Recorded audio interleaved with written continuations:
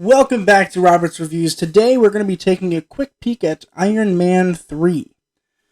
This is the first movie that came out after the Avengers. It came out in 2013. And I was a little disappointed at first because it's directed by Shane Black and written by Shane Black and Drew Pearce, which is fine. But the first two movies we had were directed by Jon Favreau, who I love. I love Jon Favreau. He's great. I mean, we get to see him as Happy Hogan in this film, but I feel like he should have came back for the third film because I think it would have helped. Regardless, let's talk about the film as a whole.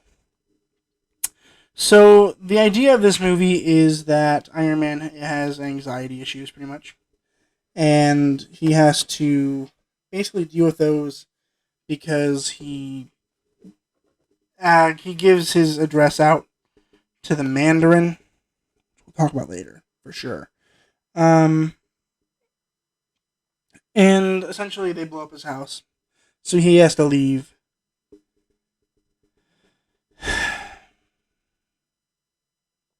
He has to leave, and then his battery dies, and then he finds this kid. Oh, I didn't add the kid to this. Oh, we'll talk about it. Whatever.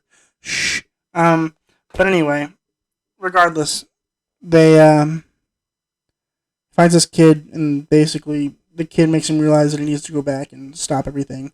And then in the end, he gets rid of his metal heart, his arc reactor heart, and he blows up all of his machines because he realizes that he cares about Pepper more than he cares about Iron Man, which is ridiculous. Anyway, let's jump into some actors, and then I'm going to talk about the film a little bit. I'm going to make this one a shorter video because my other video has been kind of long, and I like the length of them, but I think that this one could be a little shorter because it's a pretty straightforward movie. Robert Downey Jr. was Iron Man, of course, and he did a great job. I mean, there's some parts that were kind of hard for an actor where, like, you had to act like you were very anxious, you had like, an anxiety attack, and he did a very good job with this. He's like, it worked really well. It was a believable anxiety attack. And he's great at everything, of course. I mean, as Iron Man, no one else can play Iron Man. Except maybe Dominic Cooper. But Gwyneth Paltrow as Pepper Potts was great in this film because she actually gets a little bit of, like, weird stuff. Watch the film if you want more details on that. And then she gets, like, this weird fiery thing in her body where she can, like, blow up pretty much. And we get to see more Pepper Potts in this film, which is great because I love Pepper Potts. I think we could afford to see more of her in future videos. I'm hoping we could see more of her in future movies, but not sure. Not sure we're headed in that direction. Don Cheadle as Rhodey was great. We actually get to see quite a bit of Rhodey in this, which is really nice to see. I think we could have used more Rhodey. I like Rhodey as a character. We just don't get to see him very often, which is really sad. But I'd like to see more Rhodey. Guy Pearce as Aldrich Killian was great because at first, 20 years ago, in the film, of course, he's like this crazy, weird scientist guy, and then all of a sudden he becomes a super, handsome guy that, Pepper Potts almost falls for. Which is fine.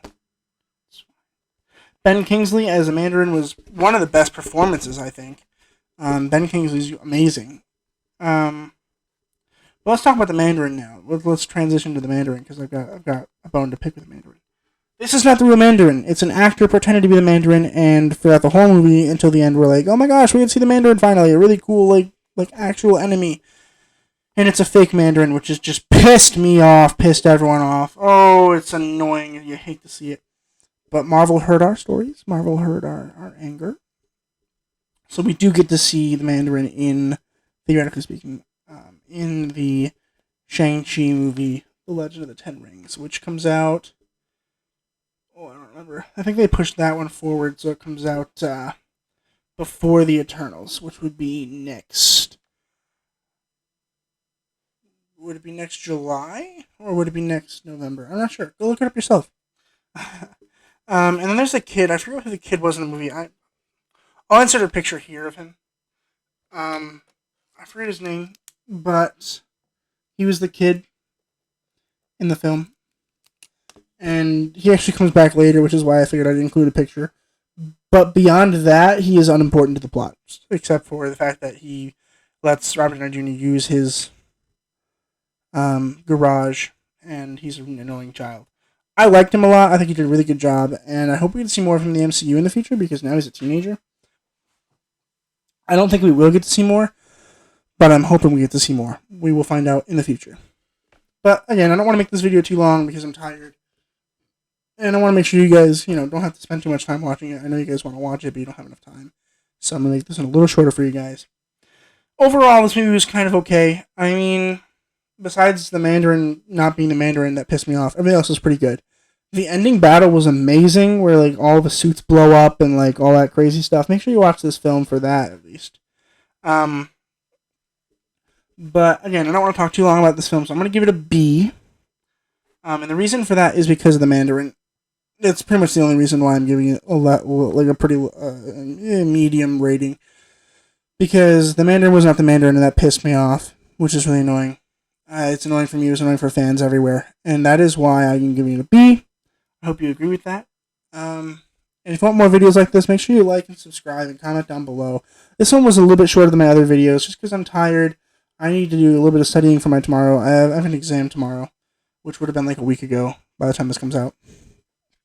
But I hope you like this video. I'm really excited for the future of these videos because the farther we get into the MCU, the better the movies are. And I'm excited to give you some better reviews because these reviews are older, so no one really gives a crap what I think about them. Which, fair enough. But I'm excited to talk about more recent films. So I'm looking forward to the new MCU stuff coming out, the new Disney Plus stuff coming out. I'm going to watch it all, review it for you guys, so that way you guys have something that's closer to the present day than Iron Man 3.